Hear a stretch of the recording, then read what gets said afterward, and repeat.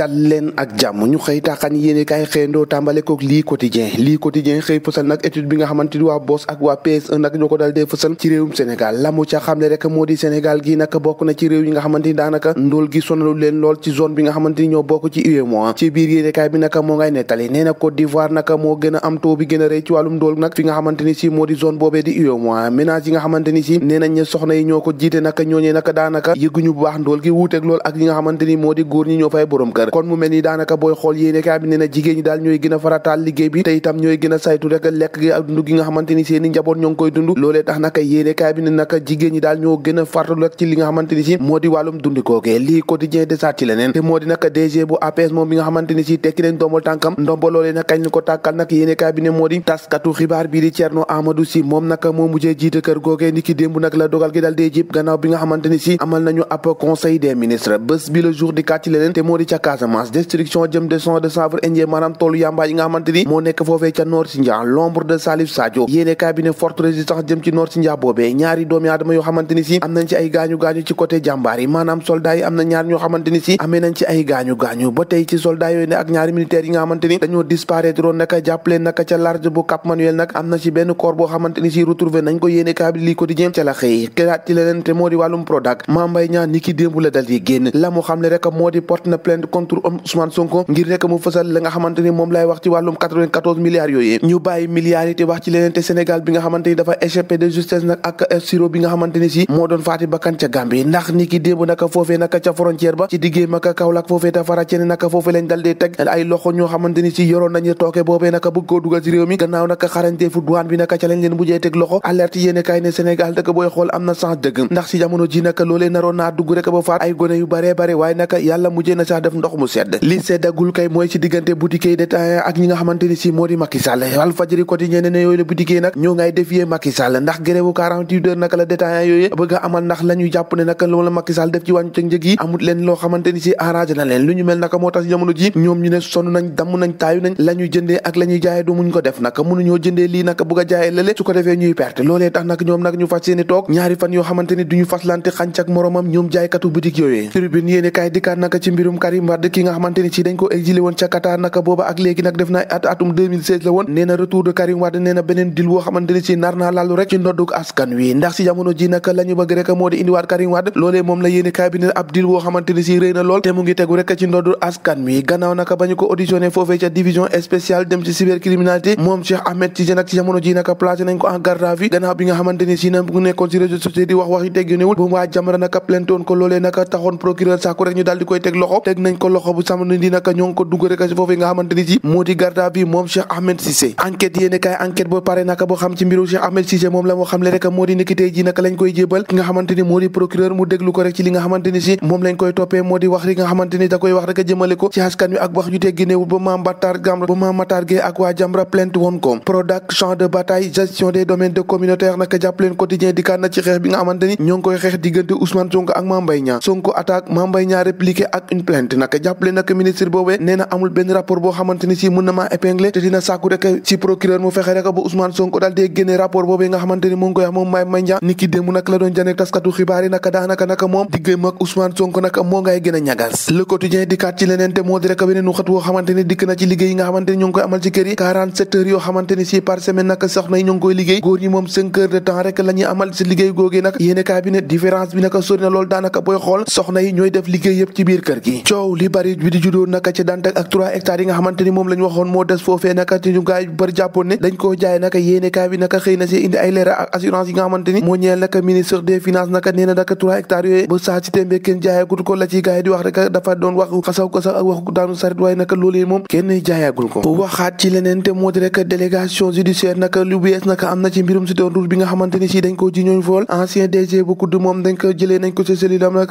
yóbbuwaat ko fi nga xamante ni si moo di ci këram darab ba ak kiloot ba mu soloon loolee yëpp nag di ay objet yu nga xamante ni si jege woon na sax si jamono ci nga xamante ni si ñoo ngi koy jiiñ wàllum viol naka loolee nag dal nañ koy saisir naka yéene kaay bi di l'observateur moo xëyee loolee naka xëyaat ci les leneen te moo di disparition mystérieuse jëm ci naka ci ñaari soldats yooyu ne ay révélation yu doy waar dal dina ci am marine nationale moom repêché na ab corps woo xamante ni si ci jamono ji ñoo ngi def kéem kattan pour jéem koo xamee ñamul naka dëkk bi nga xamante ni si ñoom la disparition dëkk naka barricade nañ ko waaye itam ñoo ngay dànkaafu les pros naka ne nañ ñoo naka wàllum noyade moom di wàllum lapp bu ko kenn wax loolee moom du lu ñuy gëm éclairage jëm ci général Mamadou Mansour Seck ancien chef d'état-major général des armées nag lam ci wax ci biir yéenekaay bi nag moo ngi ci nag bari na lool xët bu yaatu la ci dal dee ubbi wax ci tàggat yaram ak record yéenekaay bi dikkaat nag ci yongante bi nga xamante ni Sénégal war na koo amal ni ki ëllëg nag ak pays organisateur bi yéenekaay bi la mu ci wax rek moo di mission bu réy boo xamante ni si jamono ji sénégalais yi nag am nañ ko fi mu te ni nag gagné rek mbaa ñibbi yàlla ñu gagné ñoo ko déggandoo jaageen jëf ba ëllëg